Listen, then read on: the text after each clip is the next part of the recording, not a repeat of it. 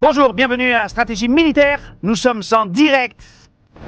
20 décembre 2025.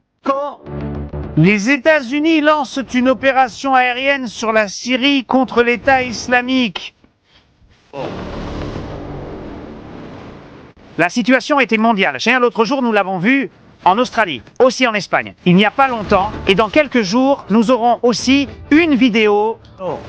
L'État islamique refait surface. Israël observe attentivement ce qui se passe en Syrie. Il y a aussi des alertes d'attentats aux États-Unis, à New York l'autre jour, et aussi des arrestations en Australie. Encore une fois, une attaque contre le marché de Noël. En Allemagne, la situation est critique. Famille, alors, avez-vous vu vos commentaires? On commence.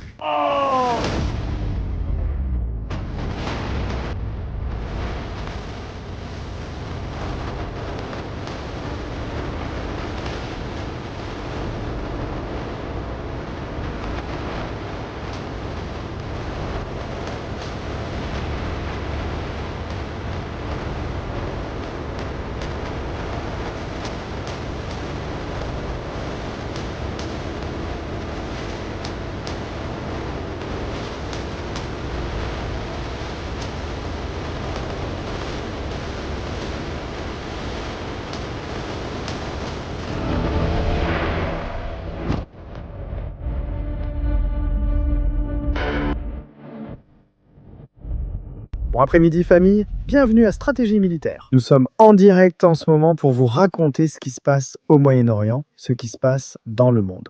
Quelle est cette menace?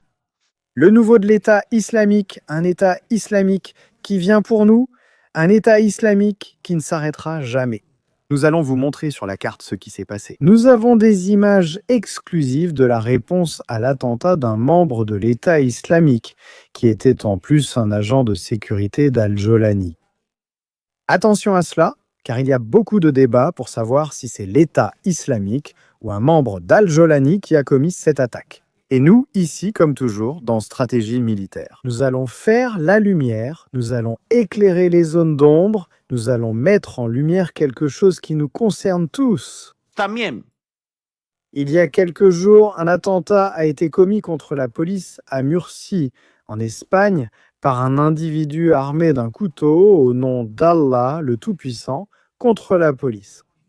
Le ministère de l'Intérieur espagnol a officiellement déclaré qu'il ne s'agissait pas d'un attentat. Je vais vous montrer les images pour que vous puissiez juger par vous-même s'il s'agit ou non d'un attentat. Nous allons également voir la situation à Gaza, que nous n'avons pas vue depuis quelques jours, avec le sujet du Venezuela et tout ce qui se passe. De plus, nous avons une exclusivité. Faites attention à cela, ici, en exclusivité. Dans Stratégie Militaire, superproduction à Jenin, Judée-Samarie, nous avons une opération militaire menée ces dernières heures à Esgénie. Préparez-vous, cinéma gratuit aujourd'hui samedi dans Stratégie Militaire. Quelle histoire nous avons ici? Ce n'est pas encore fini, l'histoire de Gaza, du Liban, de la Syrie, de l'Iran n'est pas encore terminée. L'Iran se réarme, ils ont de nouveaux missiles, de nouvelles histoires. C'est insensé. Bon, que se passait-il? Que s'est-il passé? Il y a quelques jours, un membre officiellement, selon Yolani de l'État islamique, officieusement et aussi officiellement membre de sa sécurité, a commis un attentat. Et il a emporté la vie de soldats américains de la garde nationale qui opéraient en Syrie. En particulier, la photographie que nous voyons ici, un sergent, également en particulier, photographie sergent.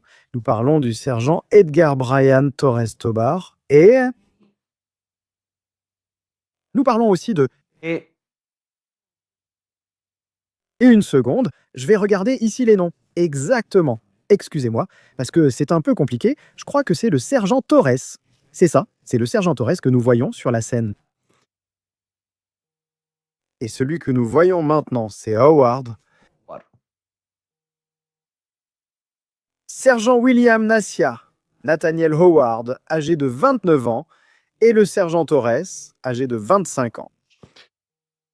Tous deux affectés en Syrie pour assurer la sécurité dans la lutte contre l'État islamique. Et un membre qui avait accès à la base et qui partait en patrouille. apparemment avec les mêmes soldats américains, qui servaient d'interprète. Ils faisaient l'interprète pour eux. Eh bien, 3 autres gardes ont été blessés et sont décédés. Cela doit nous montrer qu'il est impossible de faire confiance à un détachement, à un déploiement militaire de ce type. Dans une zone de combat aussi obscure que la Syrie, où n'importe qui peut appartenir à n'importe quel groupe, et où il n'y a aucune différence, il n'y a aucune capacité de savoir ce qui se passe. La réponse du secrétaire à la guerre des États-Unis d'Amérique, était claire. Ceux qui attaquent nos intérêts, qui nous attaquent, nous allons les poursuivre et les tuer. Littéralement. En fait, je vais vous montrer la photo pour que vous voyez clairement qu'ici, rien n'a été coupé du tout. Il a été très clair sur ce sujet. Il déclare que le sauvage ayant commis l'attaque a été tué par les forces alliées. Qu'on le sache, si on attaque les États-Unis n'importe où dans le monde, ils vivront le reste de leur courte vie dans l'angoisse, sachant que les États-Unis les traqueront, les trouveront et les élimineront sans pitié. Ainsi, c'est ce que dit le secrétaire. Il ne dit pas qu'on va vous arrêter, qu'on va vous poursuivre, que la justice s'abattra sur vous. Non, directement, il dit qu'on va vous tuer. À quoi fait-il référence? À cette autre chose. Dans une autre, le secrétaire à la guerre.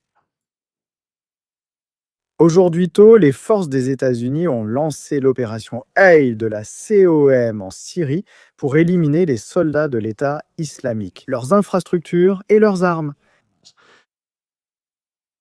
Il s'agit d'une attaque en réponse à l'attaque survenue le 13 décembre à Palmyre, en Syrie. Ce n'est pas le début d'une guerre, mais une déclaration de vengeance. Les États-Unis d'Amérique, sous le président Trump, sous la direction du président Trump, n'hésiteront jamais à défendre notre peuple et à venger notre peuple.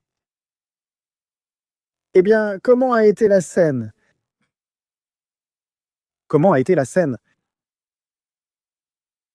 Ça l'a été. En Syrie, certaines zones sont toujours officiellement gouvernées par l'État islamique qui opère et se déplace dans le désert. Je vais vous préparer ici une carte que j'ai créée ces dernières heures. C'est intéressant. Voici les 4 points où il y a eu des attaques de la part des États-Unis, une coalition dans laquelle des avions F-15 ont été utilisés, les célèbres ADIX ont également été utilisés ici. En y regardant bien, c'est la Syrie. Je vais mettre ici le filigrane pour que vous le voyez un peu mieux. Voilà. C'est une zone aride, il n'y a rien. L'État islamique, qui à son époque contrôlait pratiquement 80% de la Syrie, a été relégué à de petites zones. Des zones à Palmyre, au désert et près de Deir al-Zor. De petits camps au milieu de nulle part. Mais qui restent une menace supplémentaire. En fait, l'État islamique en tant que tel, officiellement en Syrie, est très affaibli. Et il survit. Il survit sous terre, dans des grottes. Ils ont creusé des tunnels, ils ont construit des tunnels, ils ont créé toute une série d'infrastructures souterraines et ils s'y sentent très à l'aise. Mais maintenant, il faut ajouter un autre événement. Cette même semaine, il y a eu l'attaque en Australie où nous avons vu ce qui s'est passé sur la plage de Sydney. Fête de Hanouka. Cet attentat terroriste brutal a eu lieu. Il y a une enquête en cours sur la performance de la police. Et que s'est-il réellement passé? Comment une faille de sécurité aussi importante a-t-elle pu se produire dans ce contexte? De la même manière, les États-Unis arrêtèrent des membres djihadistes aux États-Unis qui prévoyaient de commettre un attentat à New York. La police allemande arrêtait également un groupe de djihadistes qui prévoyait un attentat imminent en Allemagne. Mais il y a peu de temps, il y a quelques heures, enfin, il y a quelques jours, cela s'est reproduit à nouveau. À Bandy Beach, un autre groupe de djihadistes a de nouveau été arrêté alors qu'il se rendait à la plage pendant qu'une veillée était organisée pour les victimes assassinées à Hanouka.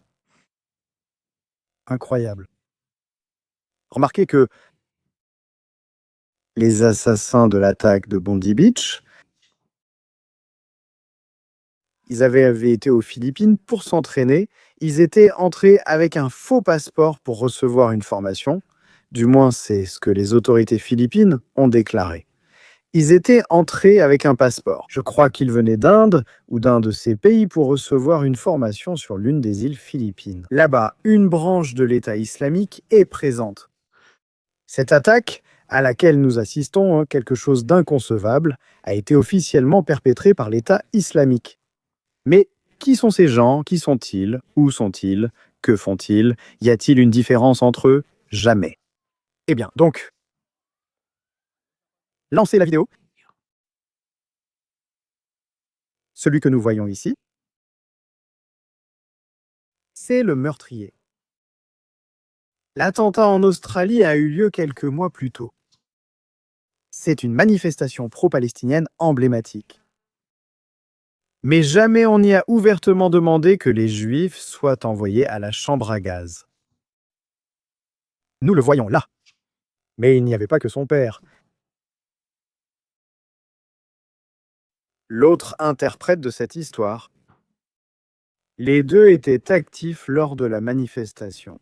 Regardez à quel point la police était proche de lui, à quelques mètres, à moins d'1 mètre, à 50 centimètres d'un terroriste. Ça n'a pas été possible. Cette fois-là, ça n'a pas été possible. C'était le moment où ils arrivaient aux États-Unis. Les corps des 2 soldats tombés au combat en Syrie.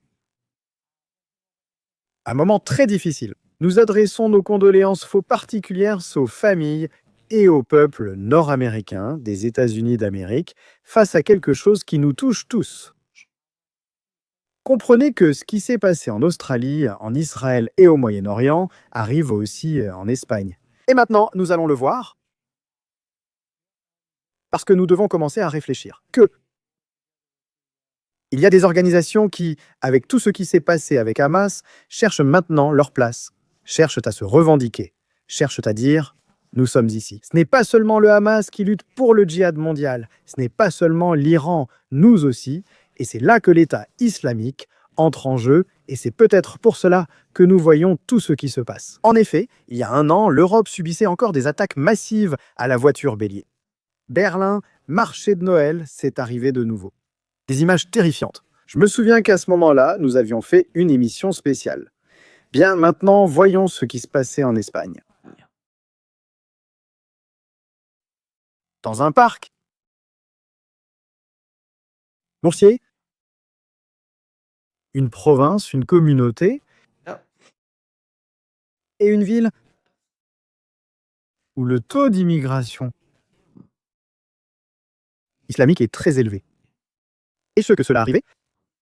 Un individu dans le parc, marchant seul, il attaque la porte, la police arrive, il sort un couteau, il commence à crier très fort.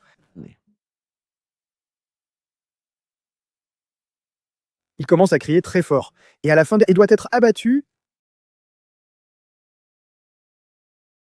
Officiellement, là, le gouvernement d'Espagne, à nouveau, il dit que c'est un déséquilibré mental. Je ne sais pas s'il faut être sain d'esprit pour être un terroriste.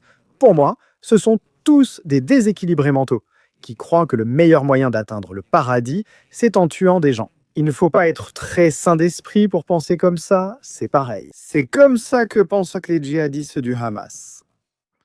Image de la réponse des États-Unis à ce qui se passait en Syrie. Nous le voyons ici.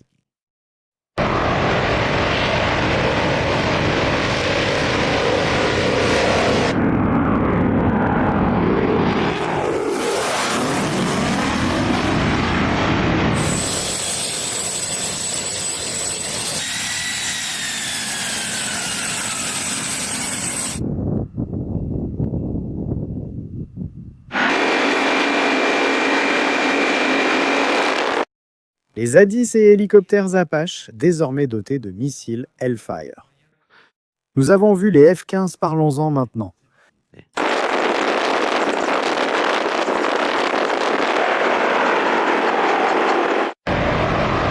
Les F-15 remplaceront bientôt les avions A-10, surnommés chars volants.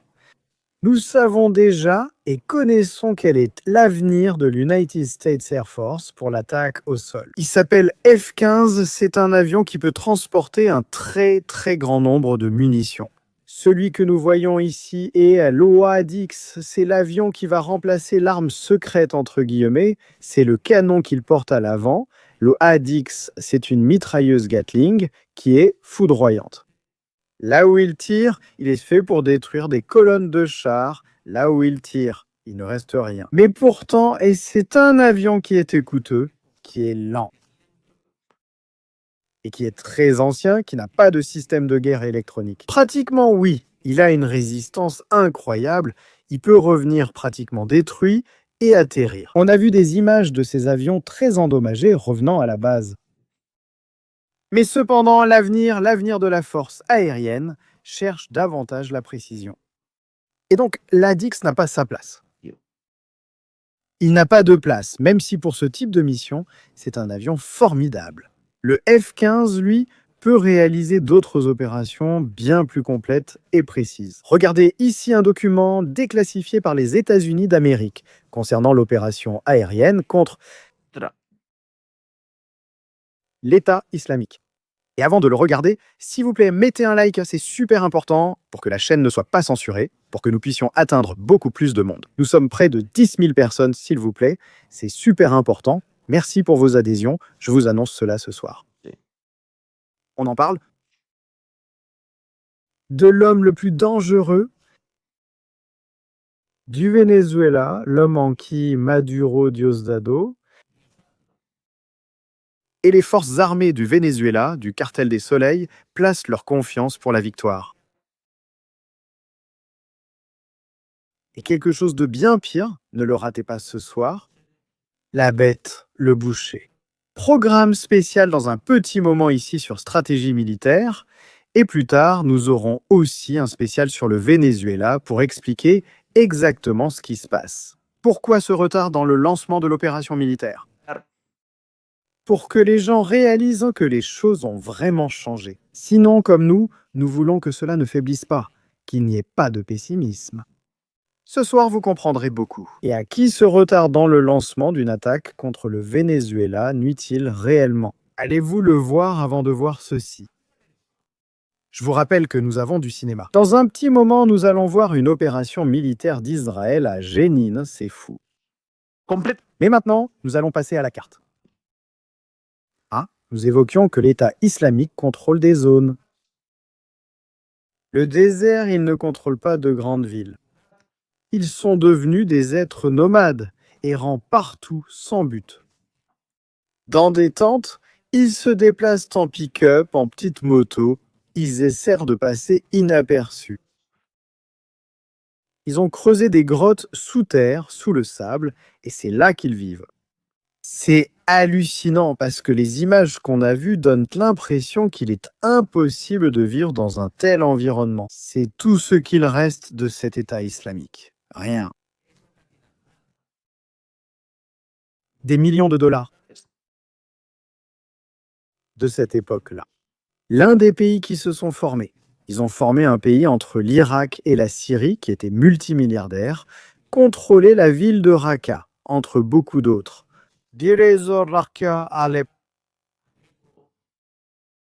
Mais c'était vraiment de la folie. Toute la zone ouest de l'Irak était sous leur contrôle. Ils sont pratiquement arrivés aux portes de Bagdad. Personne, Mossoul, était une ville de l'État islamique. Des millions de personnes vivaient sous l'État islamique. Les États-Unis les ont soi-disant éliminés. Mais ils n'ont pas pu les éliminer totalement. Regardez, ici, dans les zones qui ont été bombardées, il n'y a rien, on ne voit rien. Apparemment, il n'y a rien sur ces falaises autour de nous. Il y a des grottes où ils sont cachés à l'intérieur. Et maintenant, nous allons voir les images. Sujet assez curieux. S'ils ont perdu de la capacité de combat en Syrie, c'est évident, et ils viennent dans ces villages, comme vous le voyez. Mais cette perte de capacité en Syrie les a amenés à transférer leur capacité au niveau international. C'est-à-dire, ils continuent d'avoir leurs cellules dormantes, des cellules dormantes qui sont partout. Nous les voyons par ici. Ces camps de l'État islamique, perdus dans des bases abandonnées des États-Unis, ont commencé à occuper des endroits stratégiques. Et c'est là que se trouve la situation. Mais bien sûr, ici, la question à se poser serait jusqu'où Damasco, c'est-à-dire Yolani, est au courant de cette histoire. Parce que Yolani, pendant un certain temps, était leur allié. Yolani dirigeait Al-Qaïda et collaborait avec l'État islamique jusqu'à ce que ce dernier veuille tout contrôler, poussant Yolani à s'en séparer. C'est Yolani qui signe la séparation de l'État islamique avec Al-Qaïda.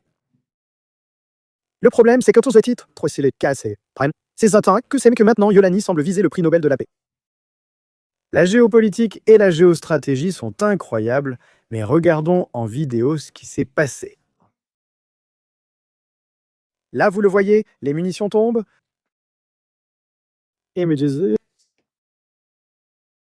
très très fortes. Ce que nous voyons en ce moment, une très grande précision en bombardant de petits points au milieu du désert, près des routes principales, là où se cachent ces vermines.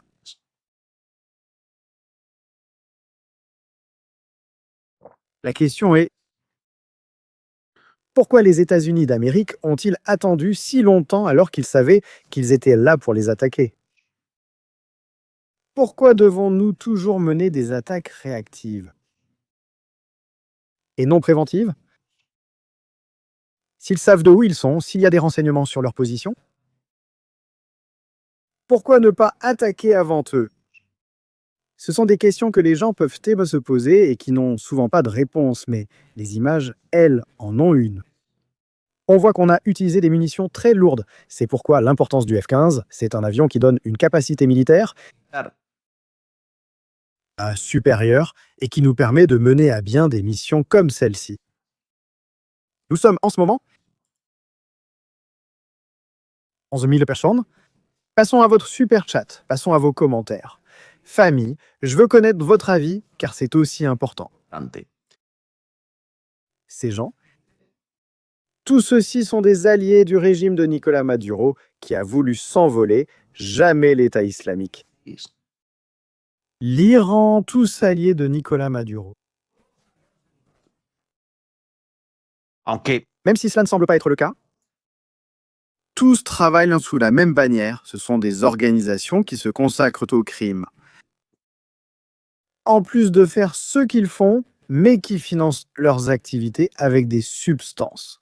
Le trafic d'êtres humains, le trafic d'armes, le trafic de carburant et d'autres terres rares. Aussi pour la Syrie. Sites archéologiques de Palmyre. La ville de Palmyre, l'une des plus importantes au monde sur le plan archéologique, est classée au patrimoine de l'Organisation des Nations Unies pour l'éducation, la science et la culture, a été pillée par l'État islamique. Ils ont emporté toutes les ruines qui s'y trouvaient, toutes les œuvres d'art qui restaient là-bas, et les ont vendues à travers le monde. Un commerce très lucratif leur a rapporté des millions de dollars. Tima, merci beaucoup Véronique, bienvenue Isaac. Nous commençons à contribuer. Un grand merci à Isaac Rodriguez Tranquille. Qu'il veuille que l'Espagne sorte de l'OTAN, qu'ils arrêtent de payer, je ne sais pas ce que veut Trump, détestez-le, merci beaucoup. Andrea, armement massif contre l'État islamique. N'est-ce pas que la capacité de combat déployée est assez puissante? Et c'est le vrai. Un nombre assez important d'avions a été déployé. Il faudrait savoir si ces avions ont été déployés depuis la Jordanie ou depuis le Qatar. Ils ont d'abord été déployés en Jordanie, puis de Jordanie, ensuite là-bas, où ils ont fait un ravitaillement en vol, d'après ce que nous voyons ici à l'image. Regardez, cet avion transporte ce type de munitions et du carburant, comme l'Adix. Externe, c'est-à-dire qu'ils ont voyagé depuis une distance plus ou moins considérable. Avec ce bidon qu'ils ont ici, cette nacelle de carburant externe. Et ensuite, Ils transportent des bombes et à chute avec le kit Jadam. Elles sont montées là, pour lui donner un peu plus de stabilité et de précision. C'est un char volant. Et ici, nous voyons par exemple le missile qui a des yeux, le Hellfire, ce missile que vous voyez là en direct. Image pour que l'opérateur puisse suivre la cible. C'est de la folie. Ce missile coûte 600 000 $ chaque missile de ce type. C'est cher, mais c'est très efficace. Et il existe différentes versions. Il y a la version anti-char, la version à haute puissance explosive, et il existe une version spéciale qui est beaucoup utilisée par les États-Unis et aussi par Israël. Même si officiellement non, mais officieusement oui. C'est la version Ninja. Ce que fait l'AMS Ninja, c'est déployer des lames réduisant la capacité explosive. Et lorsqu'elle est utilisée contre un véhicule, par exemple, cela minimise les dommages collatéraux. Ces lames pénètrent dans le véhicule et tranchent tout sur leur passage. C'est comme un couteau japonais, à peu près ainsi pour vous donner une idée. Avec ça, on a tué, entre autres, Soleimani Qassem. Soleimani a été l'un des premiers à essayer ce type d'arme, la version Blade 9, ou 9X comme on l'appelle. Mais oui, sans aucun doute. C'est un point important. Les États-Unis ne sont plus comme le Parti démocrate. Je me souviens de l'époque où il y avait la pression maximale de la guerre d'Israël, avec des drones lancés quotidiennement contre Israël et aussi contre des bases américaines. En Syrie, le Parti démocrate restait inactif. Des pertes américaines, le Parti démocrate n'agissait pas. Kamala Aurore, elle ne lançait aucune attaque. Joe Pem non plus ne lançait aucune attaque. Ici, nous l'avons vu clairement. 2 morts lors d'une attaque importante contre les troupes des États-Unis. Et les États-Unis ont tout donné. Pourtant, ça n'est pas suffisant. Parce qu'ils ont attaqué 4 cibles ou 5 endroits au milieu du désert. L'État islamique et le danger qu'il représente ne vont pas disparaître. Ce que l'Europe doit comprendre, c'est que la menace est là. Elle est déjà là, la menace est déjà là, donc nous devons en prendre conscience. Et maintenant, la famille, promesse tenue. On change de sujet. On change de sujet. Israël, mon cher et bien-aimé Israël. Situation à Gaza. Si je dois être clair à ce sujet, Israël ne s'est jamais désarmé. Il ne va pas se désarmer. Trump fait pression pour que nous passions déjà à la phase 2, c'est-à-dire pour que nous avancions vers la phase 2 de l'accord. On parle ou on discute de la manière de donner une forme à une force, une coalition internationale, afin qu'ils puissent utiliser la force ou non. On ignore encore quels soldats seront envoyés. La municipalité indonésienne allait envoyer des troupes, mais maintenant elle dit qu'elle ne va pas envoyer parce que le mandat n'est pas clair et sous quelles conditions. Quels sont les objectifs? Ils ne le savent pas. Nous avons rouvert les objectifs de Superchat. Excusez-moi, ils étaient fermés. Personne ne sait vraiment quel est l'objectif, si ça va être démantelé ou jamais, si ça ne va pas être démantelé. Je pense qu'en ce moment, il s'agit d'une pause tactique, c'est-à-dire qu'il y en a une en ce moment. Une pause, Israël se repose. Hamas se repose aussi, que personne n'en doute. Les deux se reposent, mais ils vont bientôt se retrouver à combattre à nouveau, très bientôt. En fait, il y a toujours des combats dans la zone jaune, il y a toujours des incidents, mais ils ne sont pas rendus publics. Où essaie-t-on de garder un profil bas pour éviter plus de pression politique sur Netanyahou et sur les États-Unis? L'autre jour, Israël a éliminé le numéro 2, le bras droit du chef militaire du Hamas, Les États-Unis se sont fâchés. Ils ont dit de faire attention à ce genre d'attaques qui ne sont pas conformes à ce qui a été convenu. Eh bien, mais c'est le chef militaire du Hamas. Le Hamas ne cherche pas la paix, mais à attaquer Israël. Il ne se désarme pas ni ne respecte le cessez-le-feu. Nous en sommes déjà, ni plus ni moins, à 806 jours de guerre.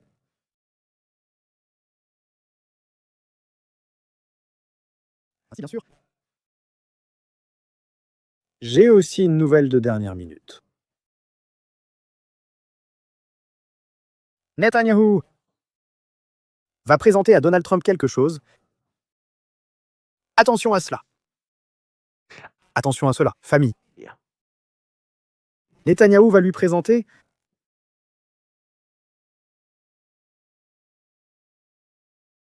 à Donald Trump lors de sa prochaine visite aux États-Unis. Le nouveau plan pour attaquer l'Iran. Accroche-toi. Premier ministre, Netanyahou présentera les plans pour une possible attaque contre l'Iran au président Trump lors de sa prochaine visite dans le pays. Israël est préoccupé parce qu'après la guerre des 12 jours, l'Iran retrouve sa capacité nucléaire et poursuit la construction de missiles balistiques. Il recommence à enrichir de l'uranium. Et c'est une menace existentielle pour Israël. C'est ce qui arrive quand on ne termine pas les choses,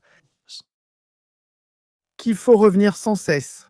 Est-ce que c'est pareil pour Gaza? L'autre jour, quand on avait cette super émission sur un Las Judio, où mes amis m'ont invité, je l'ai dit clairement, Israël n'a pas gagné la guerre n'est pas terminée. Tu ne peux ni gagner ni perdre tant qu'une guerre n'est pas finie.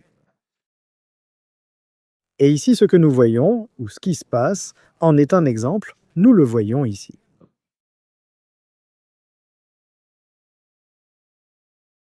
Israël sait que la menace des missiles balistiques est grave. Un de ces matins, l'Iran se réveille et lance 500 missiles d'un coup. Et cela va faire du mal à Israël.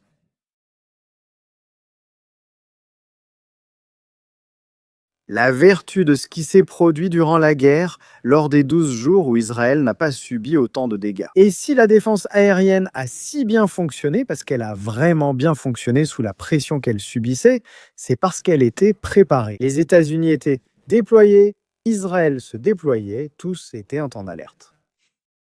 Mais à tout moment, ils peuvent lancer une salve de 800 missiles d'un coup sans prévenir. Et là, nous aurions un problème. Et il n'est pas nécessaire que ce soit des armes nucléaires. Nous avons déjà vu ce que font ce type d'armes sur des immeubles. C'est complètement fou. Je l'ai vu quand j'étais en Israël, j'y suis allé et j'ai vu l'immeuble. C'est-à-dire, c'est un sujet grave. L'Iran n'est pas vraiment disposé à le faire. De venir. Bonjour. Eh bien, là, nous avons déjà le premier sujet sur le Liban. Ils vont aussi parler du désarmement du Hezbollah. Le Hezbollah ne se désarme pas. Le Hezbollah continue ses activités, l'une après l'autre. Eh bien, le Hezbollah ne se désarme pas non plus. Et s'il ne se désarme pas, alors qu'est-ce qu'Israël doit faire? Eh bien, ce qu'Israël doit faire, je pense que c'est, et pas seulement, bien sûr, qu'il n'a pas le choix. Il doit continuer l'une après l'autre. Et évidemment, il doit continuer à mettre la pression, ce qu'il fait bien. C'est-à-dire des attaques sur des objectifs très précis, sur des arsenaux, sur des tunnels, sur des infrastructures critiques. Bien. Et cela doit continuer ainsi. Mais là aussi, il est possible que nous assistions à une reprise militaire terrestre à un moment donné. Parce que l'armée libanaise est incapable de désarmer Hezbollah, et comme ils ne peuvent pas le désarmer, Israël devra-t-il intervenir directement et agir? À Gaza, ce sera identique. À Gaza, c'est la même chose. C'est là que réside le problème. Nous passons maintenant au film. Jenny? Nous passons maintenant à Jenny. Nous sommes toujours en direct avec la famille. S'il vous plaît, il nous manque beaucoup de likes. Attention à ceci. Opération Foda. J'adore voir ce type d'opération, car nous apprenons beaucoup sur le fonctionnement du chaman. L'unité antiterroriste d'Israël, le Shin Bet et toutes les forces de renseignement. C'est impressionnant. Nous sommes prêts. Famille, d'où nous rendez-vous visite? Et s'il vous plaît, écrivez-le dans le chat et nous allons tout de suite regarder cette vidéo.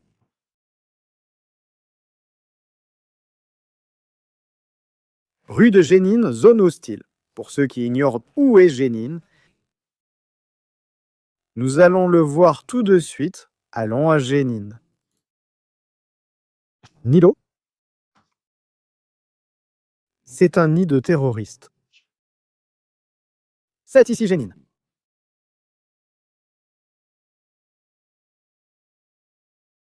Toutes les semaines, il se passe quelque chose là-bas. Zone interdite aux Juifs. Même l'autre jour, une fille a été kidnappée. Ils voulaient l'emmener à Jénine. Regarde, Jénine.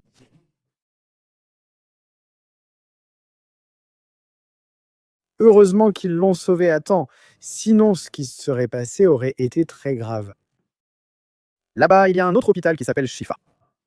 Quelle coïncidence! Il est plus petit, mais la structure reste similaire. Là-bas, les hôpitaux possèdent une piscine. Jénine, regardez, un environnement très stylé. Gaza,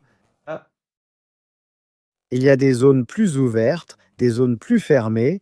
C'est dans des vallées, de petites collines, un nid pour les snipers, des rues où l'on peut vite se retrouver piégé et d'où il est dur de sortir. Les troupes sont alors entrées. Voyons la vidéo.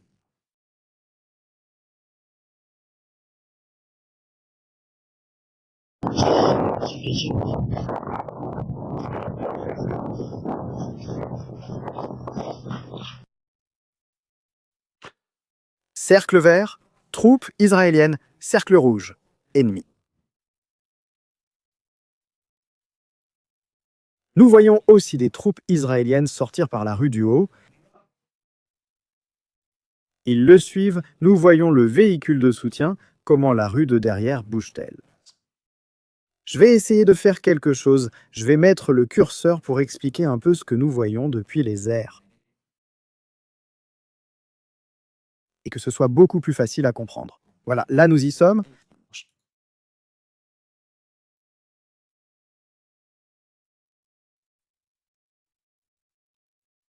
Là, ils entrent en contact avec l'objectif.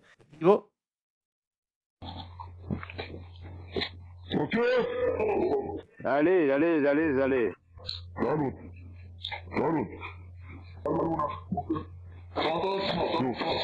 Rendez-vous compte que ces gens-là, l'unité de l'ombre, qui est Foda, parlent parfaitement arabe. Ils communiquent avec eux dans le langage urbain. Urbain. Adieu les salauds.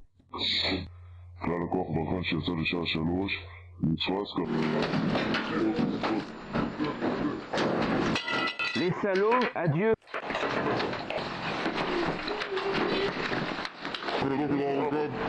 Adieu les salauds.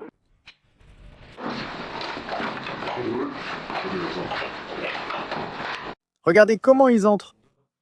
Le premier qui avance porte un bouclier. Regardez maintenant.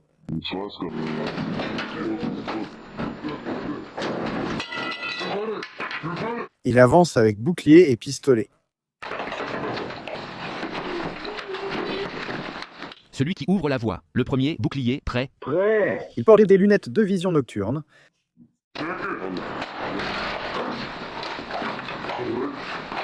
Le premier, avec le bouclier, porte aussi une GoPro et filme. Probablement en train de streamer ou utilisant une caméra qui diffuse en direct. Streaming privé. Pour eux, c'est-à-dire pour que dans le centre de commandement, on puisse voir l'opération en cours et que les commandants puissent voir comment les soldats travaillent. Non. Ils l'apportent aussi pour que nous puissions observer. Mettons-le, ouvrons ça un peu plus.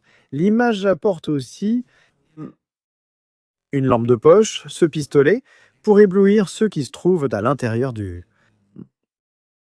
la pièce ne puissent pas voir clairement. Mais regardez l'environnement, si compliqué, hein, si difficile. Et ils doivent faire cela dans le silence le plus total, sans un seul coup de feu, pour ne pas attirer l'attention de toute la ville, parce que bien sûr, on entend les coups de feu. La rumeur court que les forces de défense intérieure sont là, et ça devient un piège à rats.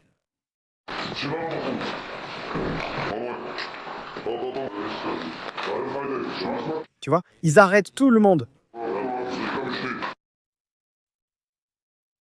Et c'est une autre des opérations. Tu te rends compte, mon Dieu, vous vous rendez compte qu'ils sont en ce moment même dans ces rues et qu'ils peuvent surgir de n'importe quel coin. C'est un environnement très très compliqué où ils doivent étudier pendant des jours, ils doivent étudier tout le scénario. Regardez ici. Cette image est très bonne. Nous voyons une équipe ici en haut, juste au centre de l'image supérieure, juste là-haut. Là où je montre avec le pointeur, il y a une équipe, l'équipe principale d'assaut est ici, et voici l'équipe de soutien pour couper cette rue.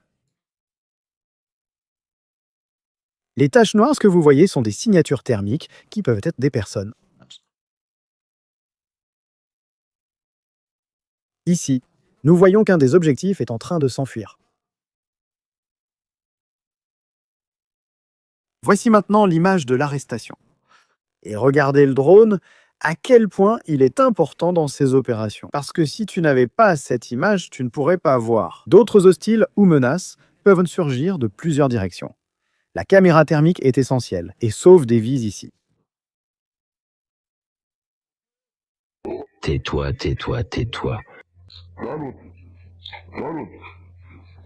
Tanou, il est en train de dire Tanou, viens ici comme ça. Tais-toi. Et il dit allonge-toi. Bien sûr.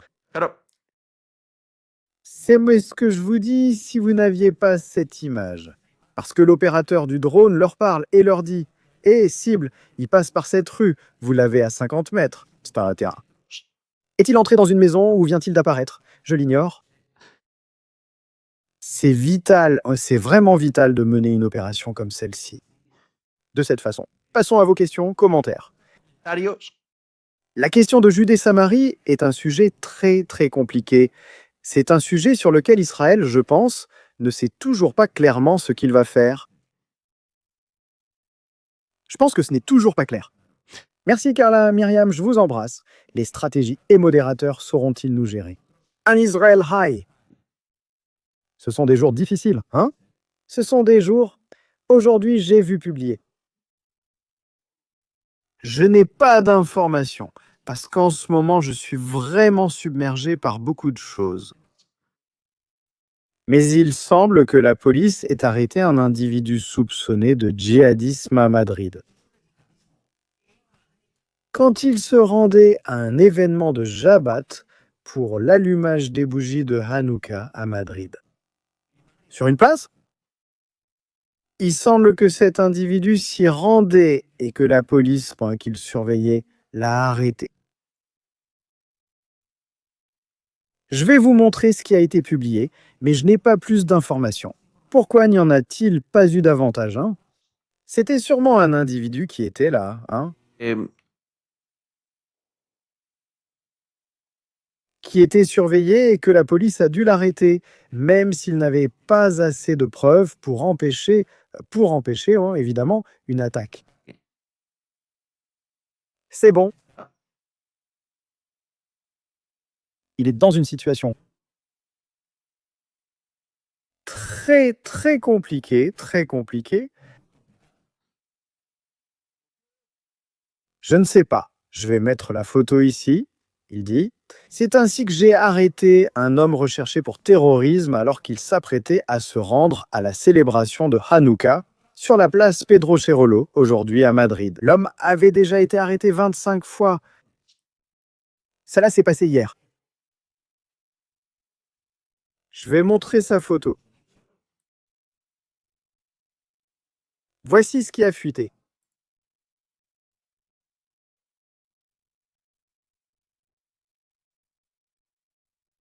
Madrid, monsieur Madrid.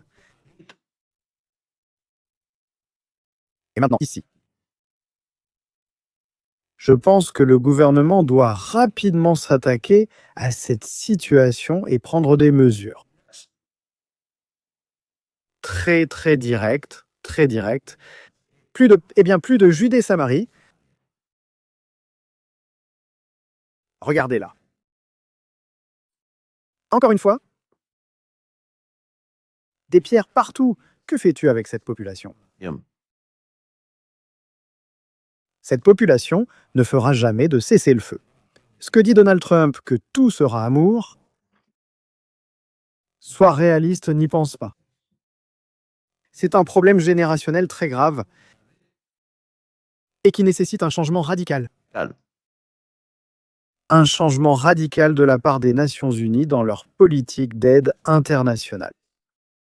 Un changement éducatif depuis la base, également avec la question de l'administration des Nations Unies pour les secours et la reconstruction. Eh bien, l'administration des Nations Unies pour les secours et la reconstruction, je pense qu'ils vont l'interdire. Les États-Unis vont la classer organisation terroriste selon ce qui se dit.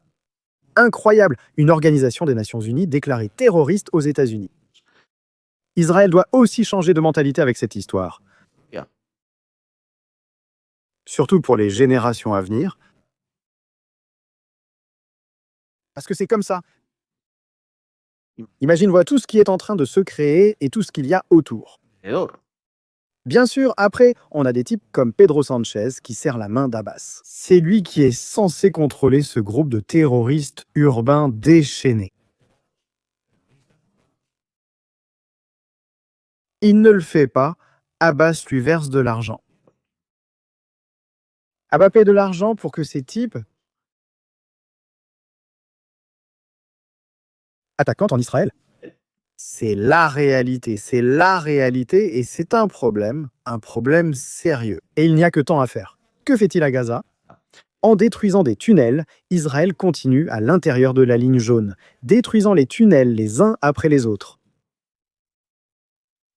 Un jour, je pense que nous aurons la carte finale des tunnels et nous serons surpris. Les catacombes de Paris ou celles de Rome seront bien loin en diamètre et en distance de celles de Gaza. Je pense que c'est l'endroit du monde avec le plus de tunnels. Certains sont détruits, d'autres sont remplis de ciment pour qu'ils ne puissent plus être utilisés. Mais en réalité, la situation, eh bien, elle est là, elle ne change pas beaucoup. Parfois, des soldats continuent de tomber. La question de Gaza, il faut voir ce qui va se passer.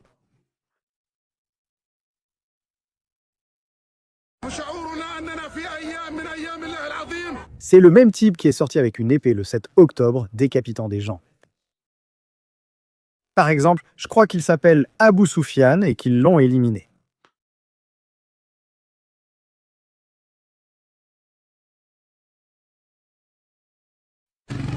Lui aussi journaliste. Celui-ci était dans des nids. Celui-ci a vu les vivaces les emmener. Mais ensuite, le monde disait que c'était des journalistes nids. Nous devons encore faire la vidéo avec mon frère sur l'histoire juive, Ariel Kanievski, que j'ai hâte de revoir. J'ai hâte d'aller à nouveau en Israël. Et nous devons faire la série que nous avons enregistrée. Elle est enregistrée, prête. Quand la situation au Venezuela sera plus calme et que nous aurons du temps, nous devrons agir. Mais vous allez halluciner, c'est-à-dire les choses que vous allez voir et que vous allez découvrir. Ça va être énorme, ça va être vraiment, vraiment, vraiment énorme. Donc nous allons voir Donald Trump. Par où Donald Trump va sortir? Parce que Donald Trump ne se laisse jamais démonter. L'Iran construit des missiles. La paix n'existe que lorsque quelqu'un est vaincu. Israël. Espérons que ce ne soit pas le cas. Il faut être réaliste. Avec ce sujet, au moins. Bon, la famille, on va y aller parce que on doit préparer l'émission qui arrive maintenant. Après, le boucher du régime Maduro. Je n'en dis pas plus. Parce qu'en plus, hier, il a fait une déclaration. Cabello lui a donné des instructions claires à un type sinistre pour qu'il poursuive les dissidents à l'intérieur du Venezuela, mais aussi en dehors du Venezuela. Là. Nous allons parler d'Alexandre Granco Arteaga. Programme dangereux, information dangereuse, celle que nous allons donner, mais c'est comme ça sur cette chaîne, on prend toujours des risques, mais la vérité finit par éclater. On se retrouve dans la prochaine émission ici sur Stratégie militaire. Citations.